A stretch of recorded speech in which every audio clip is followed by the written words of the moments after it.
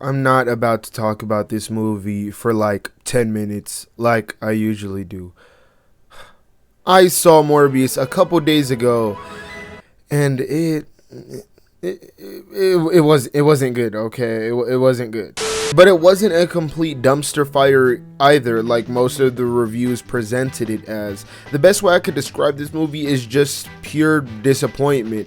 I was completely disappointed in most of the decisions made within this movie, but I didn't hate it completely. For starters, I think the CGI on Jared Leto looked amazing. I love the vampiric look the designers gave throughout this movie, and I definitely applaud the creativity there. I actually really liked Jared Leto as Morbius here. He was well represented as a doctor, and he felt just really human, if that makes sense. Obviously, besides when he's in full vampire mode.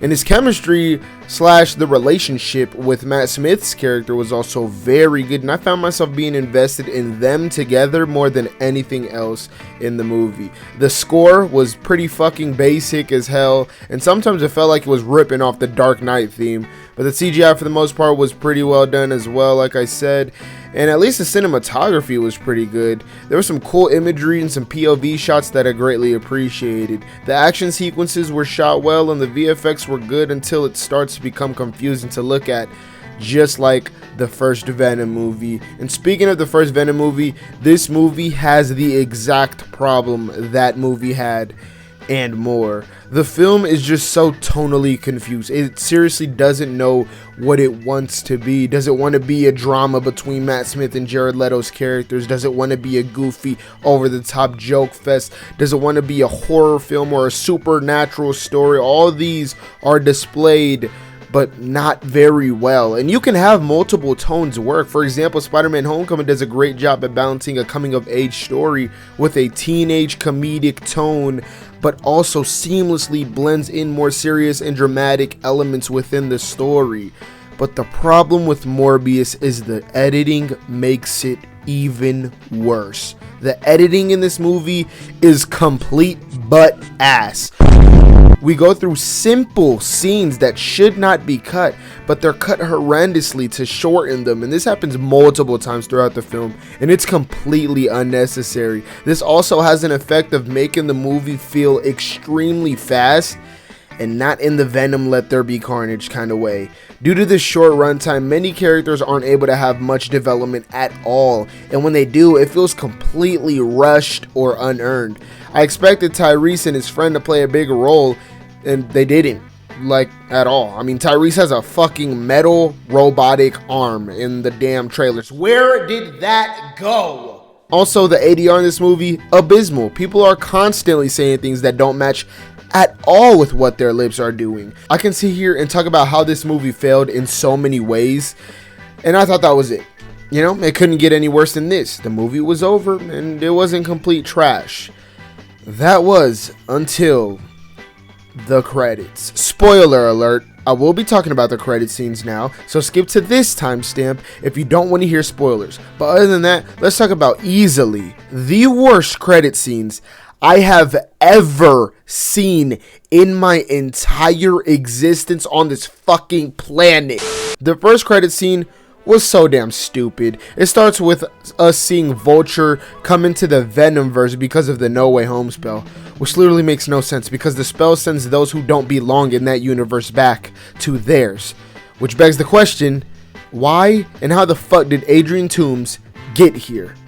And just when I thought this director fucked with a god tier product of John Watts terribly, he antes up for the second credit scene, making it incomprehendibly worse. Vulture meets with Morbius, which I don't know how he was able to do because even the FBI nor the government were able to contact him, but okay, whatever. Then the Vulture appears with a Vulture suit somehow. Okay. And then he asks Morbius to team up with him to fight Spider-Man, which literally goes against Vulture's character and how he was left off, showing that this director has fucked with another god tier product from the holy John Watts. Then Morbius agrees. Like, what are you agreeing to, Michael? To fight someone who you do not know? Because as we know from Venom's reaction in the No Way Home credit scene, Spider-Man doesn't exist in his universe. At least not yet.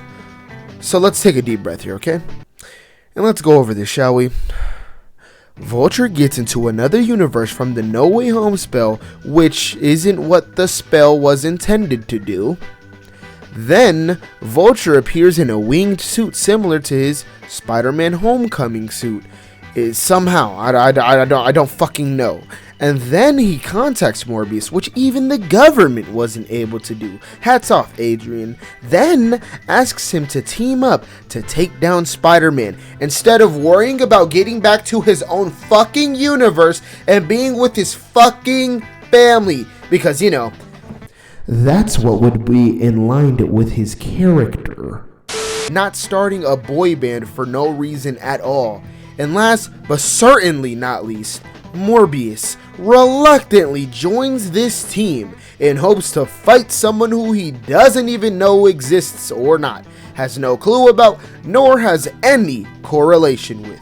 Sony proves that they simply haven't learned from their mistakes at all, and that's what makes this so disappointing. They're once again back to square one of trying to shove in scenes and characters to quickly set up franchise spin-offs that ultimately break not only the film they're a part of, but any movies that connect to it that were released prior to this one, while also damaging other films related in the process.